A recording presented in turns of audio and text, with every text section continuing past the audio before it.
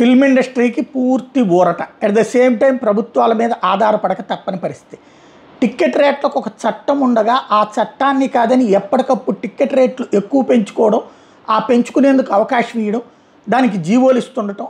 అది ఎందుకు ఇస్తున్నారు అంటే వాళ్ళు సినిమా నిర్మాణ వ్యయం ఎక్కువగా చేశాం కాబట్టి, మేము అనుకున్న బడ్జెట్ కంటే ఎక్కువైంది కాబట్టి అది ప్రజల నుండి వసూలు చేసుకుంటామని చెప్పడం, దానికి అనుగుణంగా ఇస్తూ ఉండటాన్ని సవాలు చేస్తూ వేసినటువంటి పిటిషన్లని హైకోర్టు కొట్టివేసింది.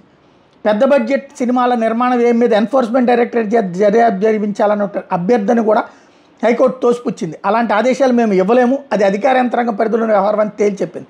సమర్పించిన రుజువుల ఆధారంగా నిర్మాణ వ్యయం మీద దర్యాప్తు చేయాలా వద్దన్న సంగతి దర్యాప్తు సంస్థలే నిర్ణయించుకుంటాయి, అందులో కోర్టు జోక్యం చేసుకోదంటూ జస్టిస్ ధీరజ్ సింగ్ ఠాకూర్, న్యాయమూర్తి జస్టిస్ బి మలపాటి రవిల ధర్మాసనం శుక్రవారం తీర్పు చెప్పింది. దీంతో ఇక టిక్కెట్ల రేట్లు ఇష్టారాజ్యం, ప్రభుత్వాలు తలుచుకుంటే ఎంతైనా ఇవ్వచ్చు, సినిమా వాళ్ళు ఎంత కోరుకుంటే అంత వసూలు చేసుకోవచ్చు.